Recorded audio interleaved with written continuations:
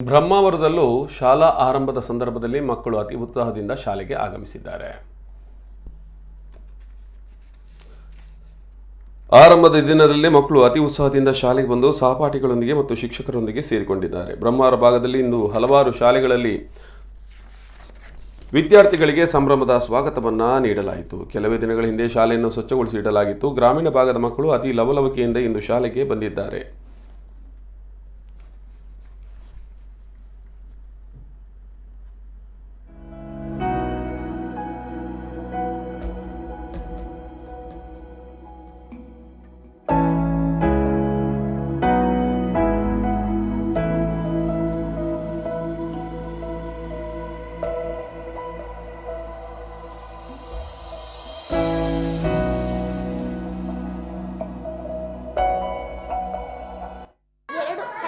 ವರ್ಷದಿಂದ ಶಾಲೆಗಳು ಇಲ್ಲದೆ ಮನೆಯಲ್ಲಿ ಬೇಜಾರಾಗಿತ್ತು.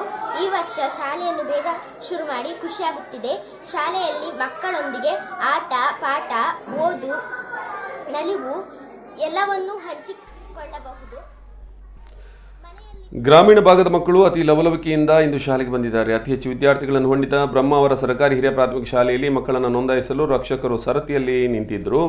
ಖಾಸಗಿ ಆಂಗ್ಲ ಮಾಧ್ಯಮ ಶಾಲೆಯಲ್ಲಿ ಕಲಿತ ಮಕ್ಕಳನ್ನು ಕೂಡ ಕೆಲವರು ಇಲ್ಲಿಗೆ ನೋಂದಾಯಿಸಲು ಬಂದ ಕಾರಣ ಬಹಳಷ್ಟು ಜನ ಶಾಲೆಯಲ್ಲಿ ಸೇರಿದರು. ಈಗಿರುವ 645 ಮಕ್ಕಳ ಸಂಖ್ಯೆಗೆ ಮತ್ತು ಹೊಸ ಸೇರ್ಪಡೆಗೆ ಇಲ್ಲಿ ತರಗತಿಗಳು ಮತ್ತು ಶಿಕ್ಷಕರ ಕೊರತೆ ಇದೆ. ಸರ್ಕಾರ ಈ ಬಗ್ಗೆ ಗಮನ ಹರಿಸಬೇಕೆಂದು ಸ್ಥಳೀಯರು ವಿನಂತಿಸಿದ್ದಾರೆ.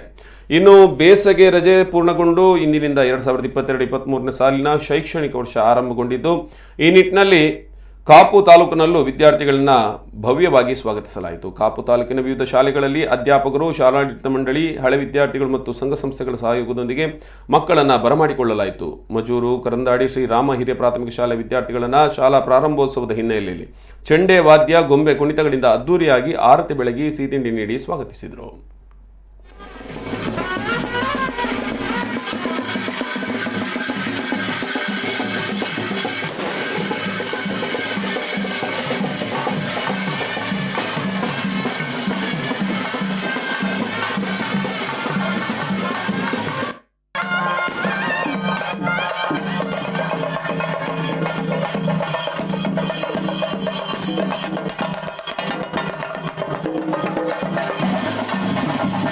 ಮೇ 16ನೇ ತಾರೀಕು ಸರ್ಕಾರದ ಆದೇಶದಂತೆ ಶಿಕ್ಷಣ ಇಲಾಖೆಯ ಆದೇಶದ ಮೇರೆಗೆ ಇವತ್ತು ಶಾಲಾ ಪ್ರಾರಂಭೋತ್ಸವ ಆಗ್ತಾಯಿದೆ. ಈ ಶಾಲಾ ಪ್ರಾರಂಭೋತ್ಸವದಲ್ಲಿ ಎಲ್ಲ ಮಕ್ಕಳನ್ನು ಭಾಳ ವಿಜೃಂಭಣೆಯಿಂದ ಕರ್ಕೊಂಡು ಹೋಗಬೇಕಂತ ಸರ್ಕಾರದ